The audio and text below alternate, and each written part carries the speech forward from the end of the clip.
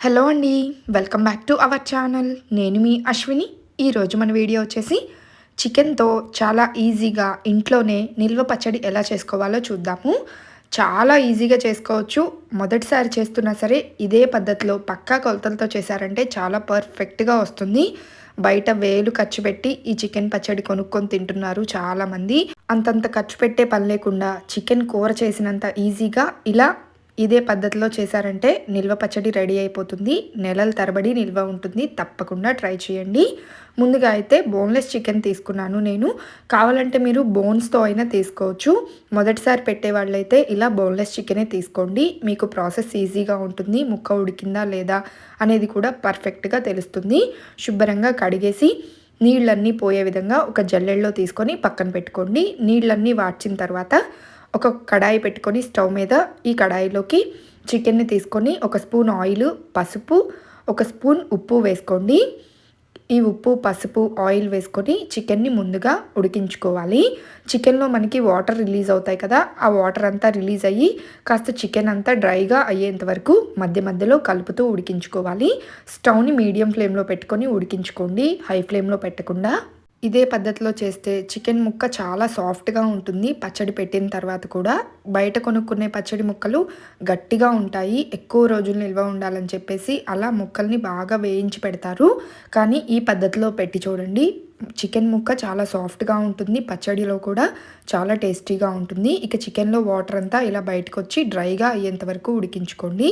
ఈ చికెన్ ఉడికేలోపు ఒక మిక్సీ జార్‌లోకి 4 వెల్లుల్లిపాయలను తీసుకొని ఇలా పొట్టుతో పాటే ఒలుచుకొని వేసుకోండి. తర్వాత అల్లాన్ని కూడా ఒక 50 గ్రాముల అల్లాన్ని రెండింటిని సమపాళ్లలో తీసుకొని ఇలా అల్లం వెల్లుల్లి పేస్ట్ని గ్రైండ్ చేసుకోవాలి. అవసరమైతే కొంచెం వాటర్ వేసుకొని గ్రైండ్ చేసుకోవచ్చు. నెక్స్ట్ మసాలా కోసం ఒక మిక్సీ జార్ తీసుకొని అందులోకి కొన్ని లవంగాలు, ఇంకా ఒక జాజికాయ, కొన్ని చెక్క, కొన్ని బిర్యానీ ఆకులు.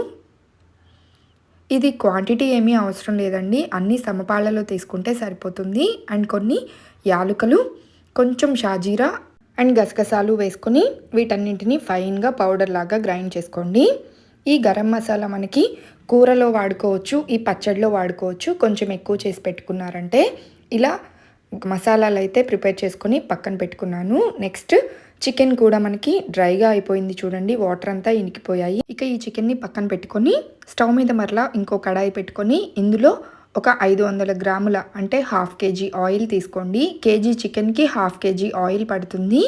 ఆయిల్ కొంచెం మనకి ఎక్కువగా అవసరం లేదు, పైన తేలే పని లేదు అనుకుంటే 400 గ్రాముల ఆయిల్ తీసుకోండి, సరిపోతుంది. ఇలా ఆయిల్ తీసుకొని ఆయిల్ కాస్త వేడైన తర్వాత ఉడికించుకున్న చికెన్ ముక్కల్ని ఈ ఆయిల్లో వేసుకొని కలుపుతూ ఫ్రై చేసుకోవాలి. ఆయిల్ వచ్చేసి పప్పు నూనె తీసుకుంటే బాగుంటుంది, రిఫైన్డ్ ఆయిల్ కాకుండా. శనగ నూనె ఇలా ఏదైనా పప్పుల ఆయిల్ తీసుకున్నారంటే టేస్ట్ చాలా బాగుంటుంది. ఇక ఈ చికెన్ అంతా 2 పార్ట్స్గా డివైడ్ చేసుకొని సగం అయితే ఆయిల్లో వేసుకొని ఫ్రై చేస్తున్నాను. ఇలా మధ్య మధ్యలో కలుపుతూ ఫ్రై చేసుకోండి. చికెన్ ముక్కలు నేనైతే కొంచెం పెద్ద సైజు ముక్కలే తీసుకున్నాను. మీరు కావాలంటే ఇంకొంచెం చిన్న సైజు ముక్కలుగా కట్ చేసుకొని అయినా తీసుకోవచ్చు ఉడికిన తర్వాత. చూసారు కదా, ఈ విధంగా చికెన్ లైట్గా గోల్డెన్ బ్రౌన్ కలర్ వస్తే సరిపోతుంది. మరీ రెడ్డిష్ కలర్లో వేయించుకోకండి, ముక్క గట్టిగా ఉంటుంది.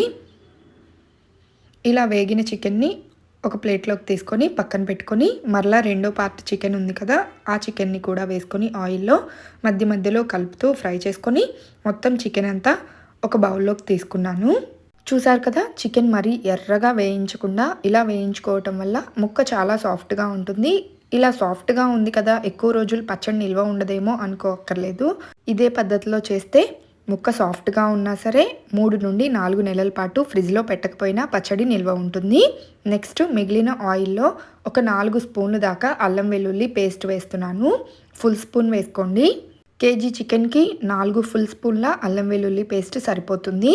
అర కేజీ చికెన్ అయితే 2 స్పూన్లు సరిపోతుంది. లేదు మాకు గ్రేవీ ఎక్కువగా కావాలి అనుకుంటే ఇంకొక స్పూన్ ఎక్స్ట్రా వేసుకోండి. ఇక ఈ అల్లం వెల్లుల్లి పేస్ట్ కూడా ఆయిల్లో బాగా ఫ్రై అయ్యేంత వరకు ఫ్రై చేసుకోవాలి. ఇలా మధ్య మధ్యలో కలుపుతూ ఫ్రై చేసుకోండి. అల్లం వెల్లుల్లి పేస్ట్ అంతా మనకి ఆయిల్లో ఫ్రై అయిందా లేదా అని తెలియాలంటే ఆయిల్ అంతా మనకి పైకి వచ్చేస్తుంది, అల్లం వెల్లుల్లి పేస్ట్ అంతా కిందికి వెళ్ళిపోయి. అలా అయితే కలర్ చేంజ్ అయ్యి కాస్త మనకి ఇది ఫ్రై అయిపోయినట్లే.